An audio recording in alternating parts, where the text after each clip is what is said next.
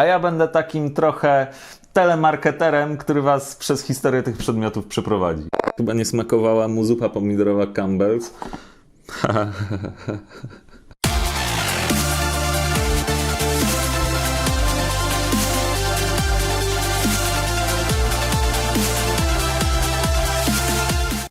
Witam Ciebie w Art Unboxingu. Ja jestem Filip Fignacy i będę Waszym hostem w tym super internetowym show w serii 35 odcinków i 15 sezonów. A już dzisiaj otworzymy bardzo fajną rzecz. Przedmiot zawieszony pomiędzy sztuką a produktem. To nic dziwnego, bo właśnie w Art Unboxingu będziemy się skupiać na takich przedmiotach, które w jakiś sposób będą redefiniowały tą granicę pomiędzy sztuką a produktem.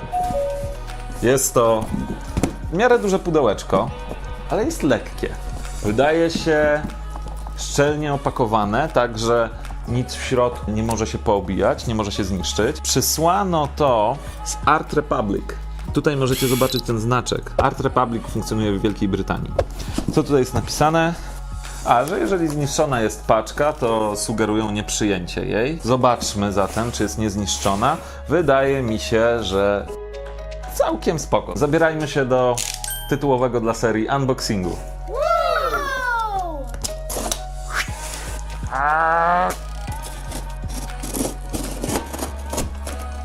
Jestem bardzo ciekaw tego produktu, od razu mówię, jeszcze przed otwarciem, że mam ogromną nadzieję, że się nie rozczaruje, zatem trzymajcie kciuki.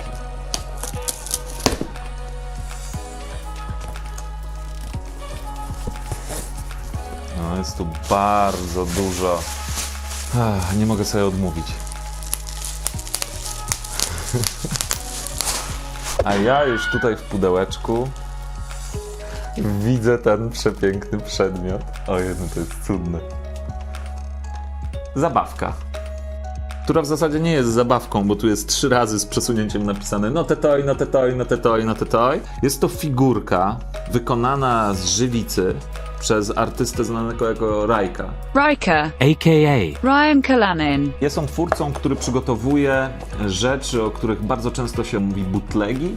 Tak się mówi na ten rodzaj takich zabawek, które są zmieniane. Z jednej zabawki bierze się głowę, podmienia się tułów, są zamieniane, a następnie artyści z żywicy w formach silikonowych robią odlewy. Każdy z artystów robi swój własny blisterek, swoje własne opakowanie do takiej historii. Rajka ma rodzaj takiej serii, która jest nazwana właśnie Art Troopers. W obrębie Art Troopersów Rajka zrobił różne postaci. Każdorazowo jest to ktoś ze świata sztuki przemieniony na szturmowca, Stormtroopera z Gwiezdnych Wojen.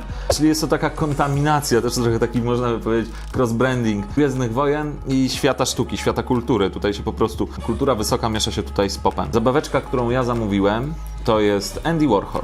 Warhol całym swoim życiem próbował udowodnić, że produkt może być sztuką, a ten przedmiot sztuki i ten produkt pokazuje, że Warhol też może być produktem.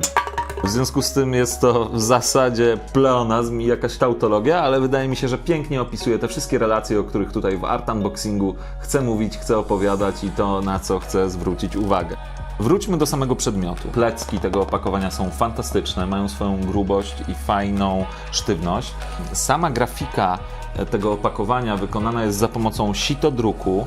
Wygląda to bardzo, bardzo ładnie. Tutaj za pomocą srebrnego mazaka jest sygnowanie. To jest podpisany Rajka. Praca jest datowana na 2016 rok. Tutaj widać numer pracy. Wiadomo, że takich egzemplarzy tej pracy powstało jedynie 50. Cholera, trochę mnie kusi w ogóle, żeby z tym Art Unboxingiem pójść jeszcze dalej i wyrwać tego Warhola z tego opakowania i się pobawić tą figurką.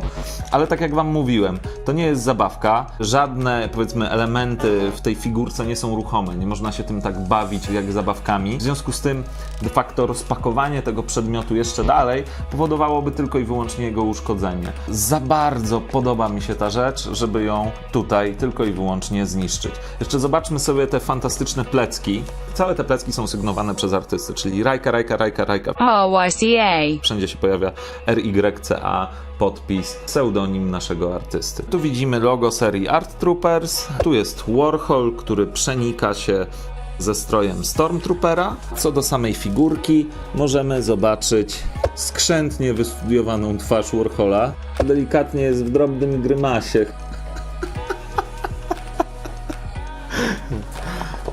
Nie, umówmy się, no nie jest to najbardziej werystyczne i przez studium i przedstawienie portret Andy'ego Warhola, prawda? No nie jest. Ale nie jest z kolei też tak, że nie ma żadnego związku z Warholem, da się poznać, że ta figurka przedstawia Warhola. Strój Stormtroopera i wszystkie jego detale oddane są w stopniu dobrym.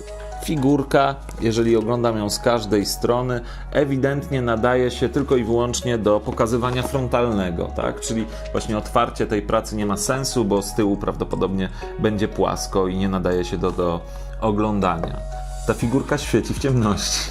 Odlana jest w taki sposób z tak barwionej żywicy, że powinno to świecić w ciemności, takim fluorescencyjnym, żółtym światłem, rodzajem poświaty. Czy on świeci? Nie, no ma taką poświatę właśnie. Świeci, kurde! Świeci, patrzcie. Świeci, no. No teraz doładowany. Art Trooper w wersji Warhol, zrobiony przez Rykę. To praca, która nie była najtańsza, bo kosztowała 50 funtów. W ofercie Ryka ma chyba Keitha Haringa, Jean-Michel Basquiata na pewno. Można też zakupić kolekcję raperów. Można kupić Notorious B.I.G. Bigiego, można kupić Tupaca. Ja jestem z Art Troopera w wersji Warhol bardzo zadowolony. Na pewno to zawiśnie u mnie na ścianie. Powiem wam szczerze, że ta figurka daje wiele satysfakcji. Daje takie fajne poczucie kwintesencji idei tego, czym jest ten program. Czyli zestawienia ze sobą sztuki i produktu.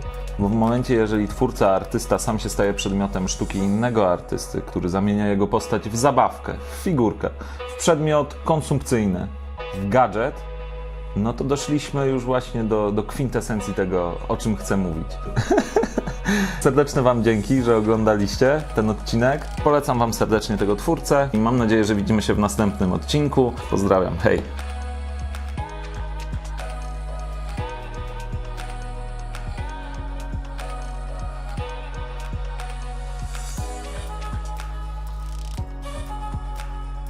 Tak sobie myślę, czy wszystko powiedziałem, co chciałem.